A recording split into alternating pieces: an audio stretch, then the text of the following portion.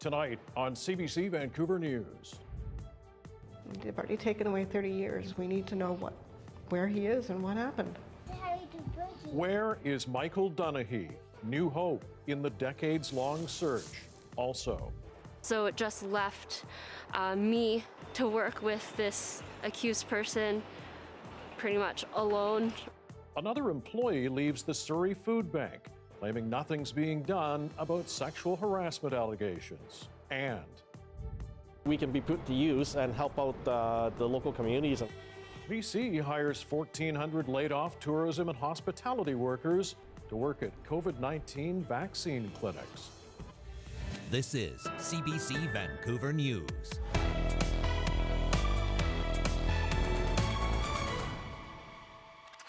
Good evening. Stunning news tonight from police about last week's discovery of a woman's burned body in a Burnaby park. 2 young men are now charged with murdering her. Our Dan Burrett is here live. And Dan, we now know who the victim is? Mike, police say she is Ma Cecilia Loretto. She's 49 years old. And police and prosecutors believe her murder was planned and carried out by people who knew her. This is a photograph of Ma Cecilia. Now, to her friends, family, and closest colleagues, she was known as Maricel or Mycel. Loretto's body was found burning in Green Tree Village Park of Garden Grove Drive behind BCIT last Thursday around 2 a.m. iHit says it's likely she was killed at her home in New Westminster last Wednesday before her body was taken to the park and burned early the next morning. Days later, police arrested 2 people. iHit says 21-year-old Carlo Tobias and a 15-year-old have each been charged with first-degree murder and indignity to human remains. Police say Loretto and the 2 accused knew each other. Officers have a good idea of a motive, but they aren't saying much more for now. Ms. Loretto, again, had a family. My understanding is she was a recent immigrant to Canada, I believe from the Philippines. Again, loving family, they're devastated. Jang says he understands Loretto was working at a food store in Metro Vancouver. He says neither she nor the accused are known to police. Mike. All right, thanks, Dan. Dan Burrett reporting live tonight. A somber anniversary tonight in one of our province's most perplexing missing persons cases. 30 years ago today, Michael Dunahee vanished in Victoria. He was 4 years old. Now, as Joel Ballard reports, Dunahee's family is hoping a new forensic sketch will revive the 3-decade-long search. Jumping on the bed. This is how you do boogie. Get off the bed. 30 years ago, Michael Dunahee disappeared at the age of 4, vanished from a Victoria park. His family nearby. Around behind the cars towards the park. You don't know if he got there or not? We didn't see him get to the park, no. Now, on the anniversary of his disappearance, the Victoria Police Department has released a new age-enhanced forensic sketch, what Dunahee might look like at the age of 34. We've gone 30 years without knowing where Michael is. So if someone recognizes the new sketch of Michael or knows anything, any little piece of information that can help us find closure, bring Michael back to us, that's all we're asking. Dunahee's disappearance kicked off an extensive search, hundreds of volunteers. Over the years, police have received more than 10,000 tips, but the case was never solved. Someone out there knows what happened to Michael 30 years ago today, and we need to hear from that person. The sketch was created by a forensic artist who worked closely with the Dunahee family, as well as investigators. It's actually a big honor to be part of this investigation because I remember it well when Michael disappeared, as we all do here. Not just the investigators, the whole province of British Columbia and Canada and the world were gripped by Michael's disappearance. For Michael's family, it's been 30 years of grief. I'm the father, this is my family, and there's nothing I can do to get my son back, like actually physically do, to get out there and there he is, grab him and bring him home. That's got to be one of the worst feelings anybody could have, not being able to protect your family. The wound from 1991, still aching today. 30 years, it has been a long time. Me and the wife both think that we hope it never would have lasted this long, but we got to keep looking because we got to find our son. Joel Ballard, CBC News, Vancouver. Back in January, we brought you a story of alleged sexual harassment at the Surrey Food Bank. Well, now a second employee is leaving that organization. As the CBC's Michelle Gassoub reports, she claims nothing's been done about the man allegedly involved. It essentially said that they didn't believe anything that I said, and they thought it was all made up. Back in January, Janica Izzard told the CBC that she was sexually harassed and assaulted by a colleague at the Surrey Food Bank. Now, a second woman is leaving the organization. It really didn't seem like any actions were being taken, and definitely not in a like swift manner whatsoever. So it just left me to work with this accused person pretty much alone a lot of the time, which wasn't very comfortable for me. Lyons says she faced harassment from the same man. He allegedly joked about the accusations against him and made racist comments. The food bank says it was unaware of those claims until this week. We do take that seriously, and we're actually going to be arranging for an external investigator to come in. Like we have done what we can. We're committed to the training. We're committed to being a safe workplace. But Lyons says the training promised by management has been repeatedly delayed and that there's been no communication to staff about the allegations. A lot of them actually asked me if I felt safe or if they were safe, and they asked me if the accused person was still working, and to that I was honest and I said yes, he's still with the food bank, he's still in the building. Izzard has since gone to the food bank's board of directors and filed a complaint with the BC Human Rights Tribunal. Like, why do so many people know what's happening, and why has this not been addressed yet? Like, let's deal with this right now. For Lyons, it's a painful departure from a job that gave her purpose, especially 1 year into a pandemic when, for many families, food banks are a lifeline. Our common goal is to be there to serve the underprivileged. It really actually just hurts, and it weighs a little heavy that I can't be there to support my volunteers and make them feel welcome. Michelle Gassoub, CBC News, Vancouver.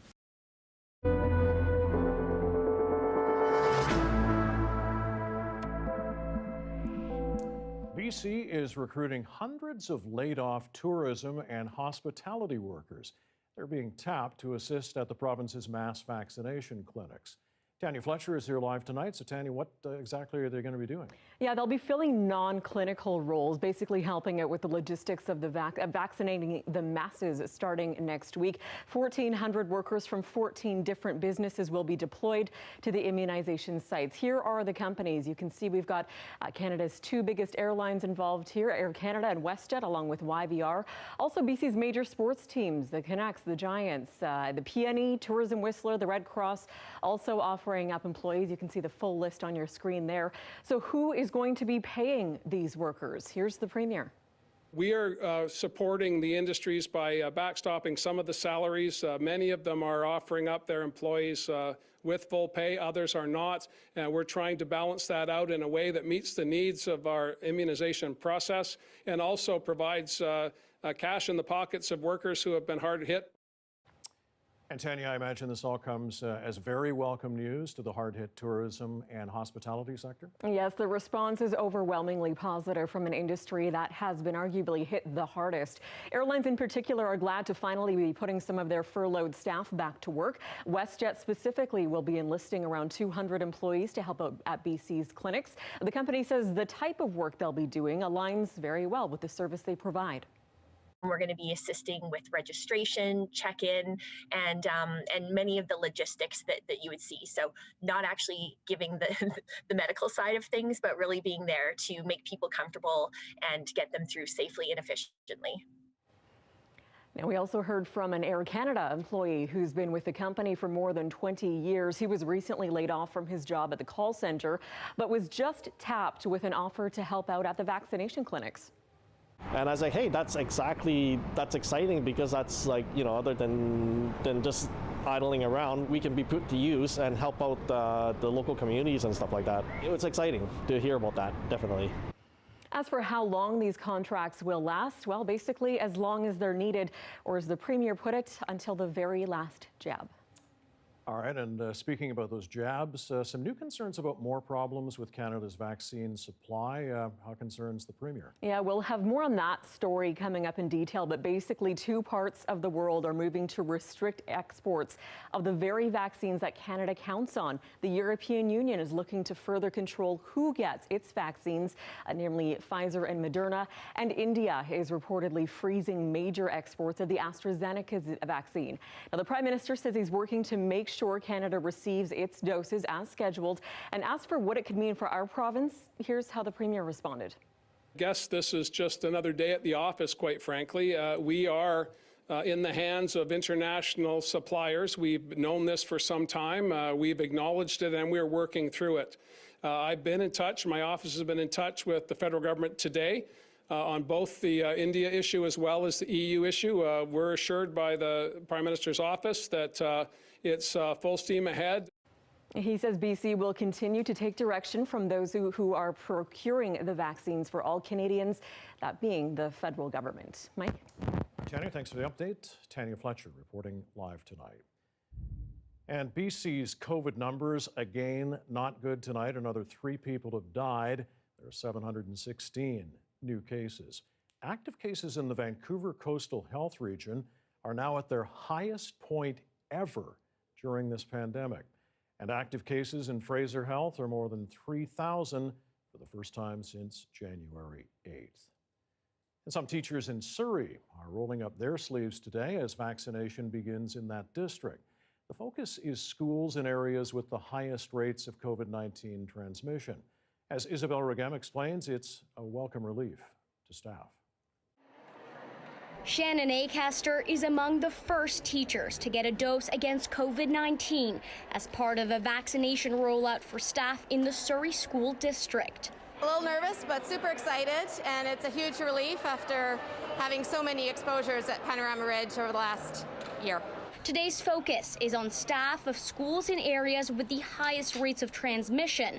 The goal, vaccinating 400 teachers by the end of the day. It feels a little surreal. I think we got this yesterday, we got information yesterday, so coming in right away after was kind of jarring, but I feel a sense of relief a little bit. Ultimately, if you're dealing with a shortage of vaccinations or, a limited number of vaccines, where do you begin? And I think it makes sense to start at the place which has the most exposures and the most cases. Eventually, the goal is to ramp up to 1,500 doses administered daily. We're starting with Surrey because our public health officials and Fraser Health has been working with the school district in targeting the areas where there are elevated levels of cases in communities. The Surrey Teachers Association is relieved the province is recognizing the heightened risk to staff in the region. It's a very welcome step. The union has been pushing all year for a differentiated approach. And so more intensive measures in places where the pandemic is worse. And there's no doubt that Surrey seems to be the epicenter of the pandemic in BC. Teachers getting vaccinated today say the rollout eases some of the anxiety felt for over a year. I've been tested 3 times since last year, and fortunately they were all negative. But every day, of course, you're worried that you're going to catch it. I have 16 guys in my apprenticeship class. We have to distance them. Trying to keep the 6-foot protocols is kind of tough at times. Despite the optimism that comes with the start of the rollout, the district says it's not time for those in the community to let their guards down. The vaccine takes a couple weeks to take effect as well, so it's extremely positive. We're very grateful, but this is far from over. If all goes as planned, Tinney says all 9,000 staff in the district should have a first dose by April 1st, about 1 week from today. Isabel Regam, CBC News, Vancouver. And still on vaccines tonight, as the European Union and India plan to curb exports of the vaccines they manufacture, David Cochrane has Ottawa's reaction and how Canada could be affected. just as Canada's vaccine shipments are ramping up. New concerns they could be stopped entirely. Can the Prime Minister absolutely guarantee that 0 doses of vaccines will be held back from the EU to our country over the next 2 months? We are concerned with the new reports of restrictions out of the EU. Concerned even though Europe's quarrel is not with Canada, it's largely with the United Kingdom, which is outpacing the continent in vaccinations due to a stable domestic supply of AstraZeneca, backstopped by Pfizer imports from Belgium. All I can say is that we in this country don't believe in blockades of any kind of vaccines or vaccine material. But a blockade is what Britain may get. As a third wave washes over Europe, AstraZeneca deliveries to EU countries keep coming up short. And for the last 2 months, the UK hasn't shared its supply. Some 10 million doses had been exported from from EU to UK, and 0 doses had been exported from UK to EU. There's anxiety here because almost all of Canada's vaccines come from Europe. There's hope because Pfizer and Moderna are meeting their European deliveries, and Canada has been assured there's little risk. This is something that we are working extremely hard on, and we will ensure that Canadians continue to receive the vaccines that we need. But there's also growing concern about the 1.5 million doses of AstraZeneca due to come from India, where daily cases are pushing 50,000, and the government is reportedly halting exports to meet demand. We're going to keep working to make sure that vaccines come to Canada. There's no reason to believe that those vaccines from India will be delayed. Our David Cochran reporting from Ottawa tonight. On to our province's other health crisis. Illicit drug overdoses claimed another 155 lives in BC in February. It's the 11th consecutive month that more than 100 people have died. The coroner's service also says 55% of OD deaths so far this year were people over the age of 50. So what can be done? We'll have more on that later in tonight's newscast.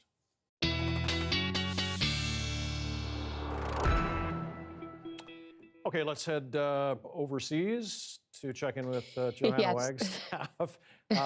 On this side of the water, we're actually, well, we had some sunny breaks earlier over where you are.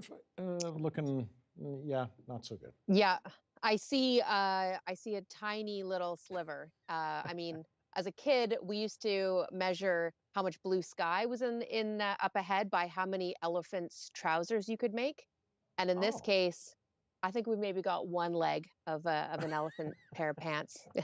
I'm going to blame that on my British grandparents. That was the saying. If anyone else measures blue skies by how many pairs of elephant's pants you can make, send me a tweet. But because we only have a small amount here, but you're right. Over on, in fact, down towards Richmond, mix of sun and cloud right now. Multiple elephant's pants. Let's get back to the science, though, and take a look at the radar because things are clearing along with the satellite. I've actually set this back about 12 hours because I wanted to show you the heavier rain that came down this morning. Around 7 a.m.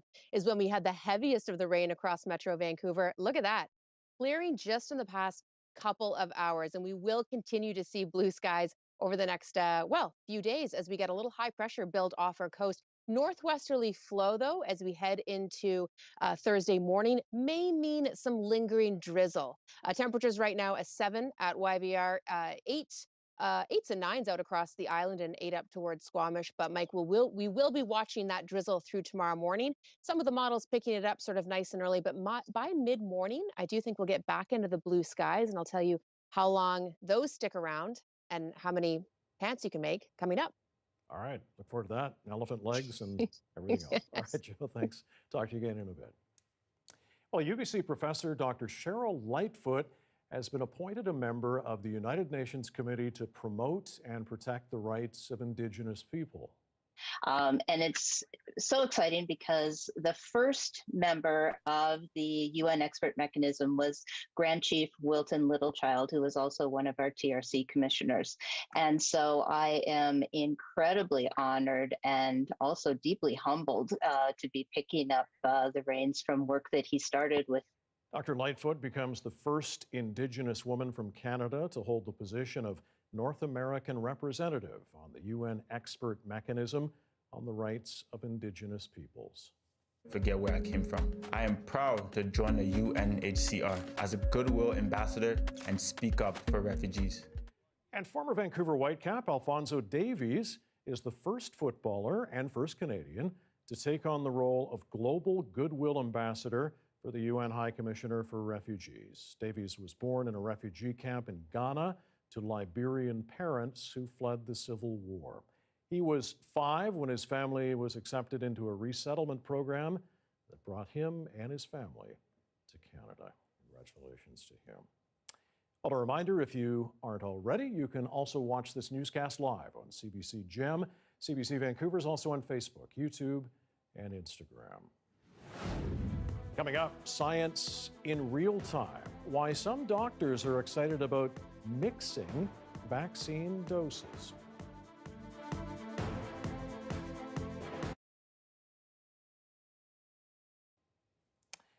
And thanks for staying with us at 6:20 tonight during our commercial-free live stream. Well, for many young dancers, it's a dream come true, being accepted to the National Ballet School's summer program. This year, 2 children from St. John's, Newfoundland have been given the go-ahead from the same family. As Heather Gillis reports, music and movement, it's in their blood. 11-year-old Bryony Fowler and her 9-year-old brother Lennox Powell both love to dance. This brother and sister duo both have been accepted into the National Ballet 4-week summer school in Toronto, a dream come true for so many young dancers. I like the elegance and I love watching ballet. It's just so nice. And I like ballet because it's kind of like soft, like slow. Bryony was actually accepted last year. She takes ballet, pointe, acrobatics, jazz, tap, and lyrical. But COVID-19 got in the way and the program was deferred. Like anyone, I just auditioned and I don't know, I guess they liked me and they picked me, but I was really excited to go, but then everything shut down, so that was kind of disappointing, but now I get to go with my little brother. A little brother who doesn't even take ballet yet. Both kids are in competitive gymnastics. Lennox does a lot of hip-hop, jazz, and acro, and decided to give ballet a go. He was accepted last week. I was really excited because I wanted to do ballet in Toronto. Awesome. With my sister. That's very cool. What do you think about going with your sister? Well, I think she'll help me. It's nice that he gets to go the same year as me, so I can help him out, and I get some family with me instead of just people I don't know. I was kind of shocked, especially when we got the news about Lennox. Krista Fowler and Calvin Powell are proud, and they're happy the pair are going together to keep their friendly competition going, but also for the company. The reality of putting them on the plane and sending them up there hasn't really sunk in yet. I'm sure once we get a little bit closer to the date, there might be a little bit of panic, but right now we're just excited for them and the opportunity they have. Movement and music is in the kids' blood. Their mom is a dance teacher and dad, well, he's an opera singer and music teacher.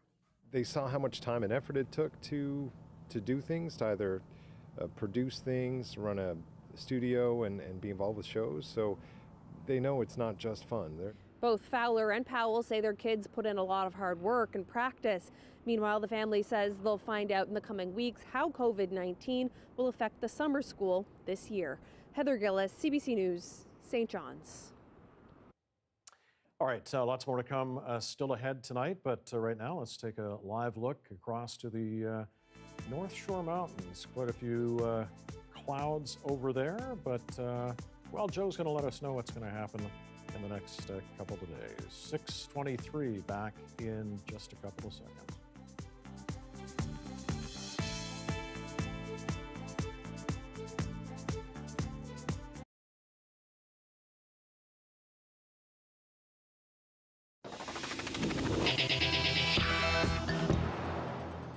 Well, scientists are looking into an intriguing possibility.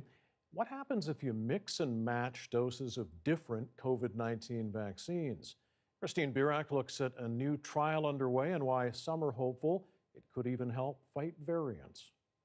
Health officials don't recommend mixing COVID-19 vaccines, but it's happening. I had a shot of the AstraZeneca vaccine here in Quebec. Joseph Rosina's second shot will be in the U.S. It'll likely be Pfizer. I didn't know anything about what that could bring, if it was risky or problematic. I wouldn't say that people should be exceptionally worried about safety. We don't know exactly how well a different one will boost the other, but I suspect it would be pretty well. If mixing vaccines works, some suggest it could provide flexibility in vaccine supply and may trigger unique immune responses that better protect against variants.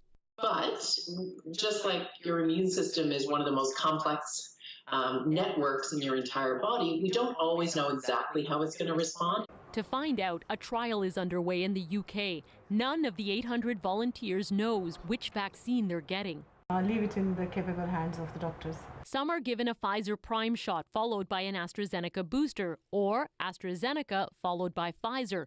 Others get the same vaccine twice for comparison. Scientists are eager to see if any combination works. With that knowledge, then we can have complete confidence that a number of different vaccines can be rolled out very quickly, very efficiently. Scientists are also hoping 2 different vaccines might offer our immune system a closer look at those spikes on the outside of the coronavirus. While the first dose offers a preview of the invader, the second dose could focus it on those spikes even when morphed by variants. Potentially, with a prime boost of different vaccines, the broader immune response that ensues will be sufficient to deal with, for example, the South African variant. But we're not there yet. While 2 doses are better than 1, Frazina knows mixing vaccines is still a gamble. Christine Birak, CBC News, Toronto. The Canadian military is partnering with Indigenous communities in northern Manitoba in rolling out vaccines. Military members will support in many ways, from helping to coordinate the delivery of supplies to administering vaccines to patients and transporting community members to and from clinics where required. As an example, CAF will deploy aircrafts and logistical vehicles and hundreds of CAF members. This will enable to meet the tailored needs of the supported communities. The mission involves about 200 Canadian Forces members. Soldiers will be working in more than 20 communities until at least the end of June. A surge in COVID-19 cases in Saskatchewan is once again stretching resources for other infectious diseases like HIV. The HIV rate there is 3 times the national average. As Bonnie Allen reports, there's also been a significant drop in testing since the pandemic started. Danita Wapusian calls North Central Regina home. It's where she injected drugs for years and where she contracted HIV. Unlike other parts of Canada, injection drug use is the primary source of HIV transmission in Saskatchewan. I did drugs with my daughter, my sister, my brother, my nieces, nephews, and that's the way it is in this community. This frontline agency handed out 1.4 million clean needles to drug users last year, but when the pandemic hit, it had to halt all testing at this location. To tell them, go here, go there for testing, that doesn't work because they feel they're just not comfortable, so they're slipping through the cracks. Across the province, public health nurses have been diverted to COVID-19 testing, contact tracing, and vaccinations. In 2019, the provincial lab processed nearly 94,000 HIV tests. But during the pandemic, testing plummeted by 30%. The fact that we have a relatively similar number of cases and actually slightly higher cases here in Regina, and the fact that, there's been such a significant decrease in testing means that there's lots of people who are undiagnosed, who aren't accessing testing and services. Dr. Alex Wong says HIV infections are the result of other chronic problems, including homelessness, mental illness, and addiction. It's going to be something that we're going to play catch up with probably for years, unfortunately. The head of the Canadian Aboriginal AIDS Network says it disproportionately affects Indigenous people. This land called Canada, it's developed. We're supposed to not have these diseases, and we're supposed to not have people die of AIDS, but yet we do. If you know your status, you can take care of yourself better, right? Public health experts who work for the Saskatchewan Health Authority say they're also torn. In the midst of a pandemic, resources are quite simply stretched to the limit. Bonnie Allen, CBC News, Regina. Well, the streets of Myanmar have been looking emptier recently. Activists there are calling for a silent strike to protest the military coup. The protest is also intended to honor demonstrators who've been killed and to contradict the junta's claim that life has returned to normal. Officials released hundreds of people who had been in prison for taking part in earlier protests, but hundreds more have been killed, including a 7-year-old girl. A funeral for her was held today. Shipping traffic has ground to a halt in one of the world's busiest trade routes. A container ship, a big one, is stuck in the Suez Canal. And as Jacqueline Hansen explains, it's blocking dozens more from getting through. One ship at the center of a major marine traffic jam. Sudden, strong winds, even a dust storm likely pushed Evergreen's ship, the Ever Given, off its path. So much so that the ship became wedged sideways across the Suez Canal, wall to wall. Tugboats and cranes are trying to free it, but the ship is massive and heavy. It holds 20,000 shipping containers. If they cannot free her from the banks, then they've got to find a way to offload some of those containers to reduce the weight of the ship so that she can actually then be free to float. The Ever Given is blocking one of the world's busiest shipping lanes. 50 ships a day normally use this passage. Each of these dots is one waiting to get through. The Suez Canal accounts for about 10% of global oil shipments each year. Oil prices climbed today more than 5%, but the impact may not last if the ship is dislodged quickly. All of this hinges on this being resolved in kind of a day or two. Once you get into a couple days long or a week, it becomes a very, very different ballgame. There is an alternative route. Instead of cutting through Egypt, ships can also go around the southern tip of Africa. However, that takes about a third more time and more fuel. And that's part of the reason why people use the Suez Canal, because it's quicker and cheaper in cost terms. Taking the long way could have cascading effects for buyers expecting shipments quickly and for the price of delivery. Consequences of the world's reliance on a single choke point. But building a backup canal would be costly, and most of the time, ships sail through smoothly. In less 1 in a million, chance a ship gets stuck sideways, everything is working pretty well. Still, for the shipping industry, that 1 in a million is just the latest unexpected setback in a year, unlike any other. Jacqueline Hansen, CBC News, Toronto. Illicit drug overdoses killed another 155 people in BC last month. Just ahead, what an expert believes needs to be done to curb the crisis. Stay with us.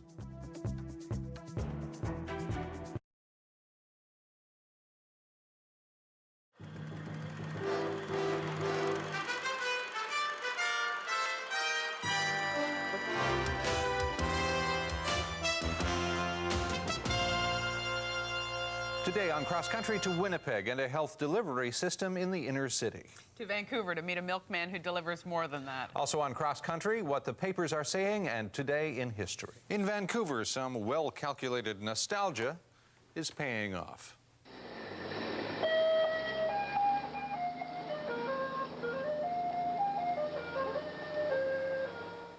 The old Merc milk truck, the funny horn, the guy with the white suit and bow tie with his dog Serena. They are becoming a familiar sight in the Vancouver area. Wayne's Dairy Service is almost 2 years old and expanding. He now has more than 400 customers and 3 trucks serving them. In fact, Wayne has tapped into a growth industry. He's now literally drafting his customers. The clinking of milk bottles has been joined by the clinking of beer bottles. Wayne has branched into beer delivery.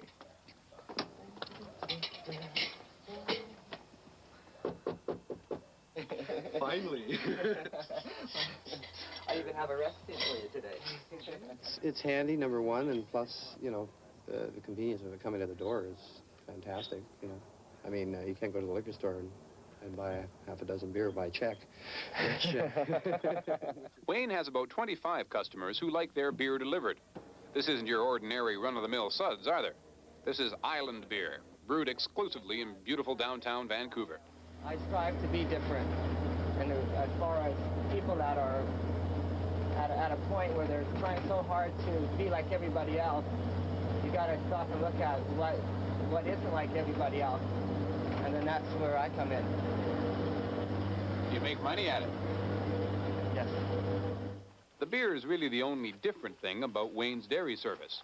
Everything else is as old as the city. Wayne's got all the trappings of a milkman from 20 years ago. Farm fresh eggs, milk with cream on the top, and locally made cheese. A lifestyle that's gone, and apparently missed. It's a one step back instead of too many steps forward. People like what they can remember back in the days where they were maybe kids at one time, or some of the stories that they've heard their parents talk about. The deja vu is exactly what it's all about, I think. And people like that.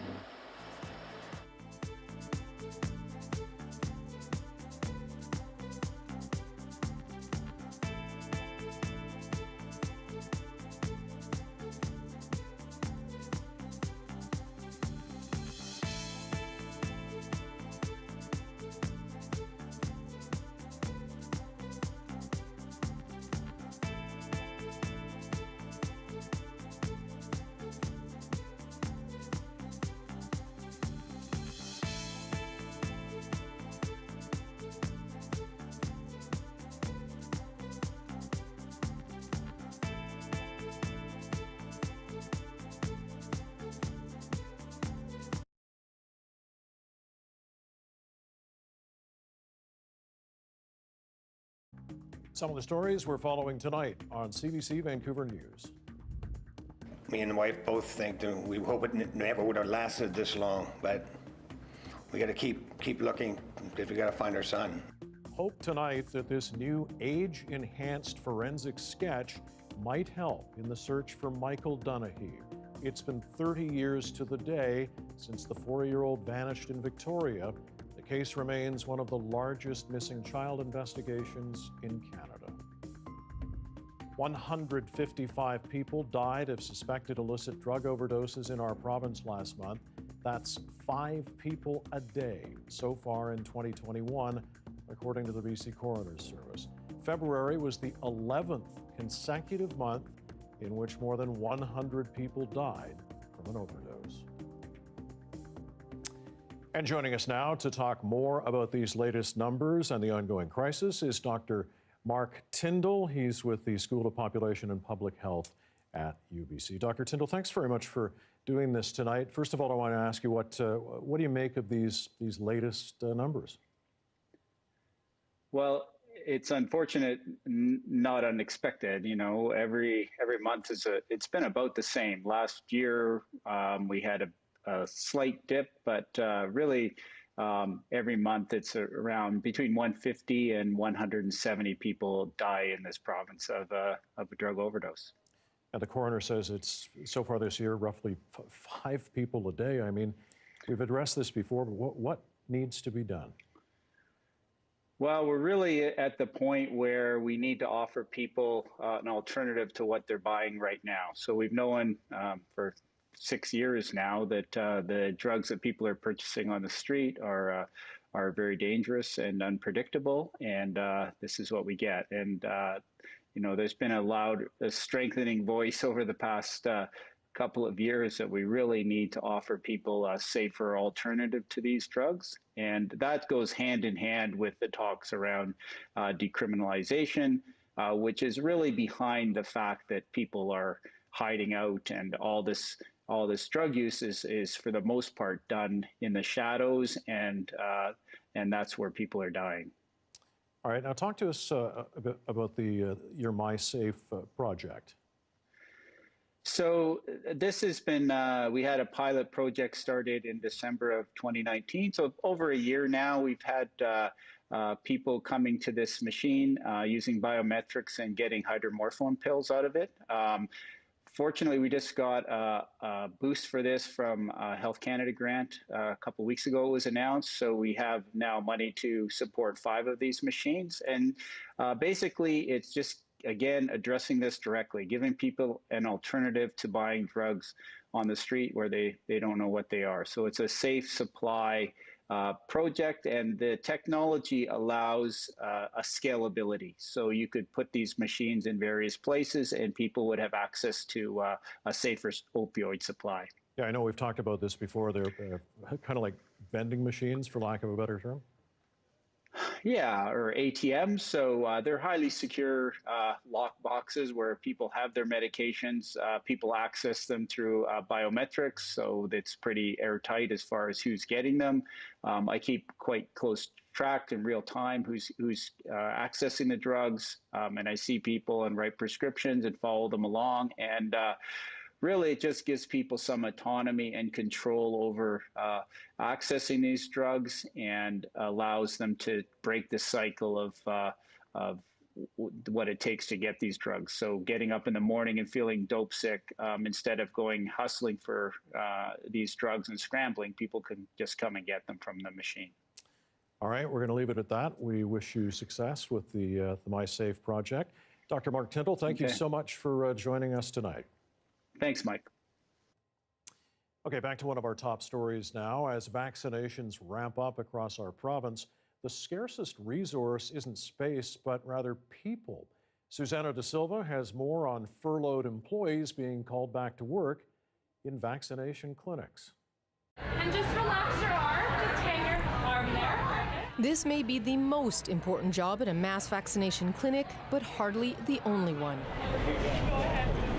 Everything from greeters and screeners to people who register and guide recipients. And now, as BC opens up more mass clinics, the province is hiring more help. To make sure that we can put some of those furloughed workers back to work, some 1,400 laid off tourism and hospitality workers will now be doing non-clinical staff work within our immunization centers.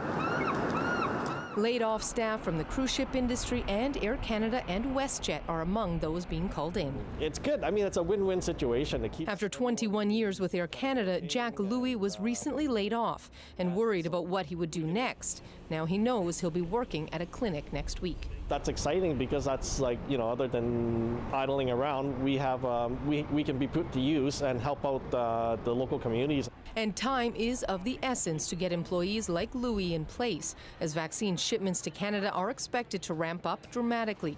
Experts will be watching to see if the gap between doses received by BC and those given out widens. There is a gap in BC, and it is hard to explain if that gap is because of inefficiencies in vaccination, or it is simply because, you know, the current phase is only targeting certain people and the booking systems are not up.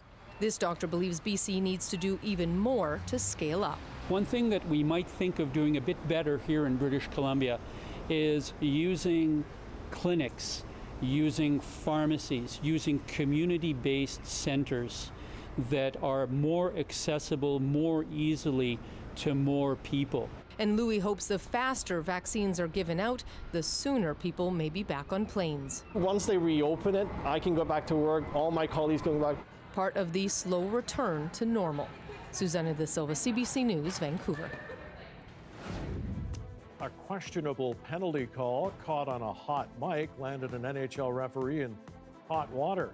But some say it's all part of hockey. The story and the discussion it spurred next. And at 6:42, I'll look down from those clouds at BC Place Stadium, the Georgia Viaduct tonight. Kind of a dismal start to the day on the South Coast, but it did get better. What's in store for tomorrow and the weekend? We'll find out from Johanna next.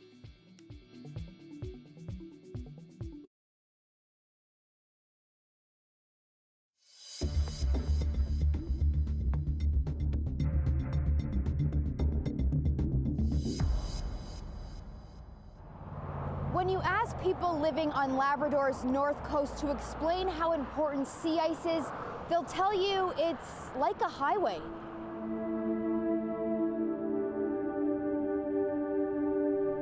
A lifeline that connects communities, allowing people to feed their families, warm their homes, and pass on tradition, knowledge that's often on the fringe of being forgotten. But what if temperatures didn't get cold enough to freeze the sea ice?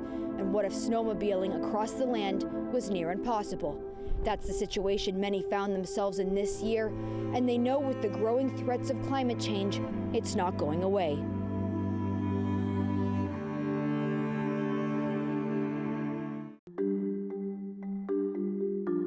The ice edge to where we always had to go to hunt for seal is much closer than it used to be. When you're stuck and unable to go out and enjoy your surroundings with the sea ice and stuff, it makes you feel that much more isolated. There are some young hunters that go out not really knowing what the ice conditions are like, and some people can go through, like, you know, and something bad could happen, and it's just scary. You have to be extremely careful. Anywhere to the northeast or to the east of Makkovik, it's very thin ice, probably 6 to 8 inches of ice. From December to February, Labrador was much warmer than previous years. 5 of Environment Canada's weather stations even broke records. Hopedale was about 10 degrees above average, Makkovik 8 degrees. This year, the sea ice came 5 weeks later than average and was about 25 to 30 centimeters thinner than normal. And since the late 50s, reports show Nunatsiavut now has 40 fewer days with snow on the ground. Big changes with big impacts. Experts say the North Coast is losing ice coverage faster than anywhere else in the country. What we're seeing is that in kind of the fall months and the early winter months, sea ice is changing pretty dramatically off the Labrador coast at a rate that is perhaps different than in those same months in other areas in the Canadian Arctic. So what's being done about it? Indigenous people are at the forefront, creating solutions with worldwide reach. Projects like Smart Ice in Nain, helping keep people safe on the ice. Solar panels have been installed in Makkovik, and there's been a push for wind turbines to go up in Nain. They're working on plans to adapt. I was told many years ago that there's changes happening, but I never ever dreamt that it would be happening as fast as it is. Over this series, you'll hear more about those solutions, and you'll also hear from experts and community members about how living without ice majorly impacts lives. And you'll notice that there are solutions underway, but there are still many more problems to be solved. Thin Ice, a new series starting on Here and Now.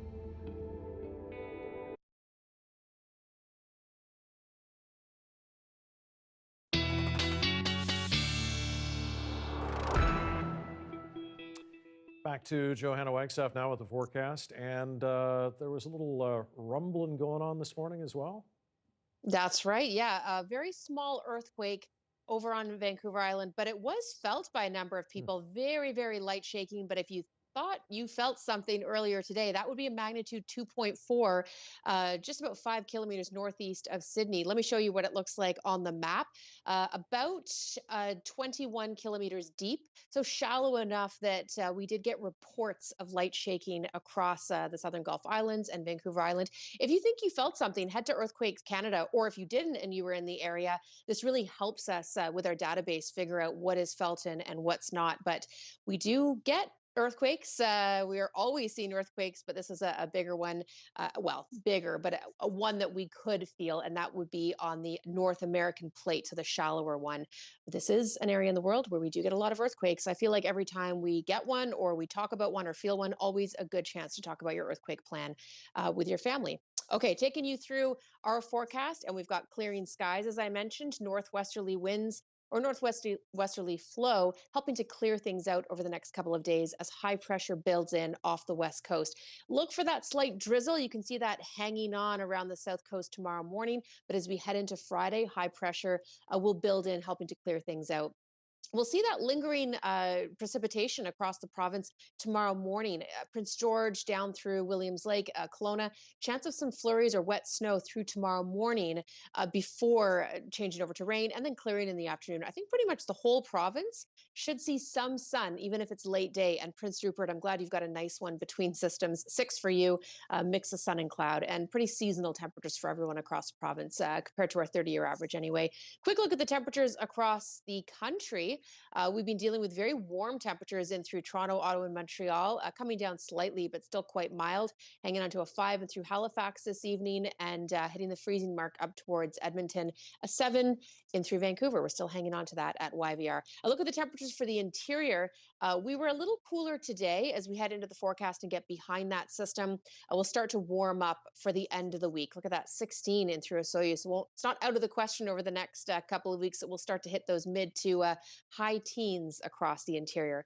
A look at our long-range forecast. So mix of sun and cloud tomorrow. It's really just the drizzle in the morning, but clearing skies as we head into the afternoon. Friday looks like our sunniest day this week, not counting Monday. That was a nice one. Mix of sun and cloud, and then increasing cloud on Saturday, but it does look like a dry day. At this point, we get another Pacific system moving in for Sunday. It looks like a one-day wonder. Pretty much rain all day, though. I'll keep an eye on that timing to see if it starts to encroach on your Saturday or gets pushed back into Monday. At this point, though, clearing nicely for Monday. A new high-pressure ridge Mike builds in for early next week. All right. Well, I think we can describe that as entirely acceptable, even more than acceptable. I think it's above average exceptionalist. All right. We will talk to you again in a little bit. Thanks, Joe.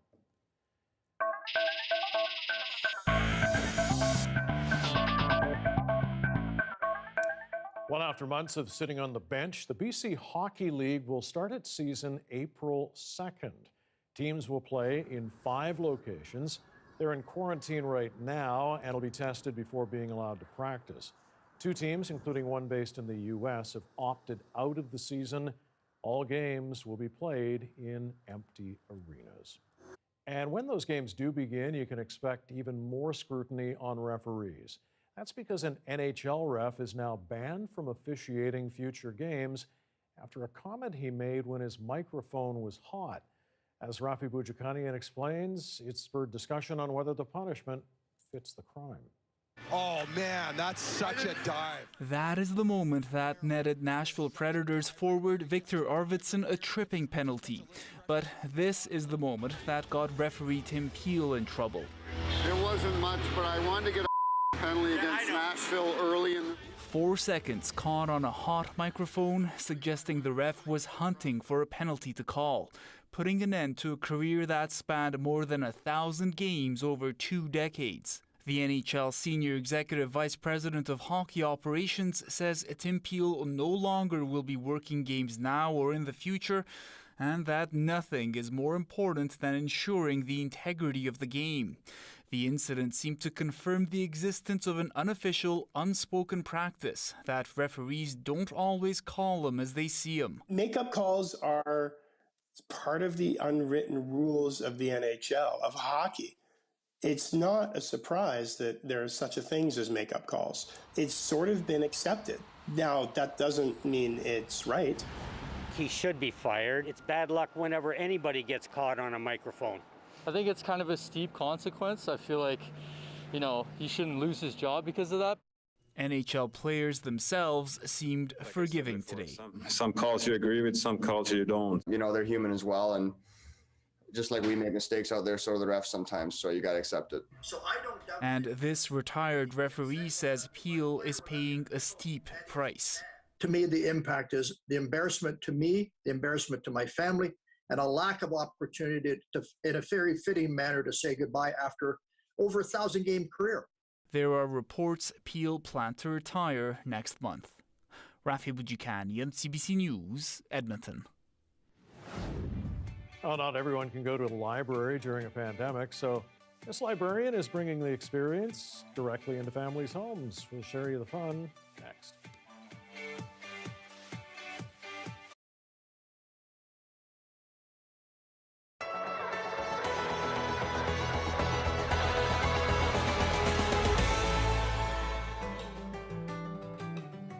Things are getting really exciting here with the spring. It's bigger than it was last year already. Hands in the dirt, that's always a good thing. I got a little microgreen kit and I just planted broccoli yesterday, so we'll see how that goes. I really think it's a healthy hobby, and if it's sustainable, then it also gives you something back. There's nothing more therapeutic than taking care of plants, and people are really catching on to that. As soon as that sun comes out, It really, our customers just flood in. It's such a lovely thing to do, just to be in the garden center and in the greenhouse on a lovely day. And the first day of spring, it's very hopeful. And I think seeing things online is really influencing people to go out and buy plants. I mean, when I go on Instagram, it's people mostly just posting their plants and their updates and asking for help as well on how to. I just recently posted saying, what is this plant? How do I save it? I think it's dying. And I get a ton of response from people my age saying, I just looked at this, I just bought this, you should take it out of the sunlight, it looks like that. So it's a nice kind of sense of community. I'm already seeing more and more people attending our classes, if you will. I'm seeing more and more people asking questions. Really and truly, it's well-researched questions as well. I would be buying my vegetable seeds. I would be getting some of my flower seeds as quickly as I could. And I'm not trying to panic buy people. What I'm trying to say is that I've already seen on some of the websites where you order vegetables and seeds from, their whole flowering section, it says unavailable for 6 weeks. So we got to watch that. Perennials are going to be really, really in demand. People want to create those lasting gardens, not just for this year, but for the year after and the year after. So I think perennials, trees are going to be a big one. People want to start gardening now, but they can't. It's just too early. When people saw how the grocery stores were last year, they definitely wanted to start taking care of themselves. So edible gardens, huge. I would plan early, because right now we don't have any annuals in yet because it's too early. But knowing what you want when you come in is going to really, really help. And it drives me crazy is to see people out with their rakes raking their lawn. It's way too soon. The ladybugs have to live somewhere. We have to be able to keep the spiders comfortable for at least another 5 weeks. It's not too early to start your seeds. This is actually like the perfect time to start seeding right now. So for vegetables and whatnot, so I say start early, get going.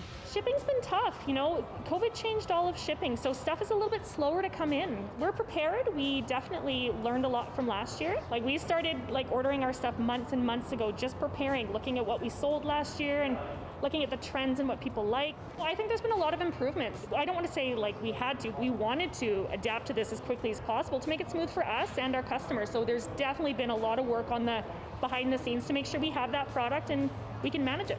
So all the new gardeners from last year, we got them hooked and they're definitely going to be coming back, I'm sure of it.